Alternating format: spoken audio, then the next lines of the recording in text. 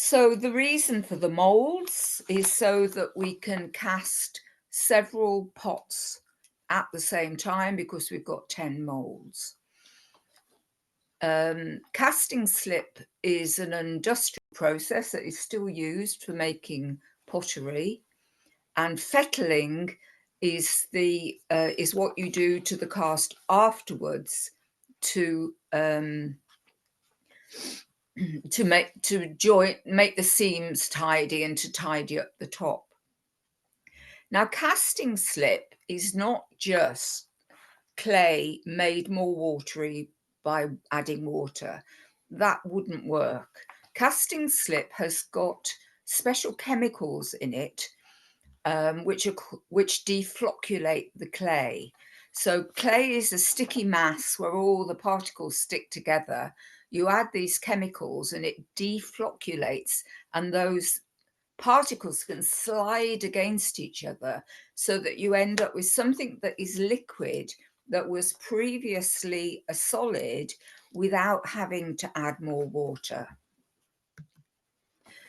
We don't have a single photograph of the process of casting, so I've made a couple of storyboards to try and explain it. So these go in a clockwise direction.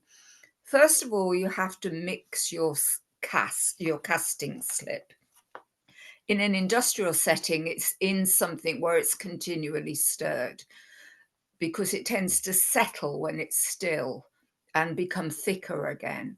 So the first thing is you've got to mix it well so that it really is a fluid slip.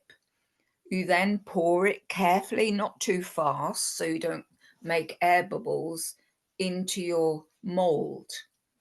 Then that is casting. You leave it for half an hour. The mold absorbs water from the casting slip. That's the blue arrows. And the black line just inside the mold is a layer of clay that is building up as the water is taken out by the plaster of Paris mold. You then have to swirl your mold. Oh, you also need to keep topping it up because the level of the casting slip goes down as the water is absorbed from it. But you then have to pick the whole thing up and swirl it. So you can see the bands around it. These have to be very, very secure because you don't want your mold to burst apart while you're casting because the whole thing would be lost then. And we use the inner tubes, bicycle wheel inner tubes for this because they're a little elastic and very strong. So then after you've given it a good swirl to reactivate the slip, you then have to pour it back out and then leave it draining for a while. It drains much better if you've swirled it first. Now these molds were really heavy when they were full of slip. I could only just about swirl one. And it took about 2/3 of a bucket to fill it. And then you get maybe just over half a bucket's worth back when you finish the casting. So the first picture here shows we finished our casting. We have to carefully cut the slip so that it's no longer attached to the mold, and then take the top part of the mold off. You then take the bottom part of the mold off, and then you gently ease the cast out of the second side part of the mold. Now at this stage, it's a little bit like a chocolate Easter egg. It can happily hold its shape, and if you leave it alone, it's not going to fall apart or anything like that. But it's quite easy to put your finger through it, or if you treat it roughly, to knock it out of shape. You can't take it out of the mold too soon, because then it will be too flabby and it will just collapse. So a lot of this was very much about getting the timing correct. This is the only image we have of a slip cast pot And as you can see, it's not a terribly good photograph, even though I've done some work on it. So you can see that the top edge of the front cast is a little bit rough, so that would need to be fettled to be cut level and then sponged.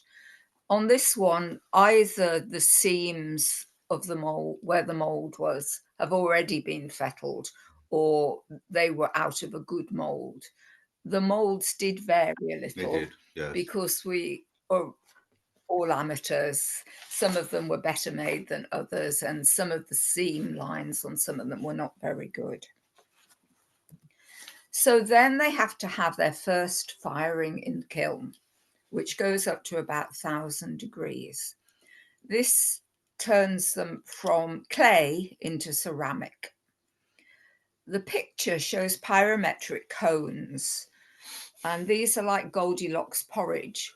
One melts too soon, one melts too late, and one melts perfectly. And you use these to peer through the hole in your kiln to see whether your kiln is at the right temperature. It's not too crucial for abyss firing, but you don't want it to go too high or the pot won't be porous anymore. At this point, it doesn't matter if the pots touch each other in the kiln because they're only turning into bisque. They haven't got any glaze on them. And taking the bottom shelf out of my kiln, we could get 6 on a shelf and 3 shelves. No, 6 on the bottom and 2 shelves. So we could get 18 in a firing at a time. So then the next picture, the same horrible picture, but it shows the 2 cast pots and 1 bisque-fired pot. So you can see how much they shrink at this stage. They shrink about 10%. Once they're bisque-fired, they're quite safe to handle, except that this is a very fine white clay. And because it's porous at this stage, it's very easy to get dirty. So they do need to be looked after so they don't get dusty and they aren't handled too much and get dirty.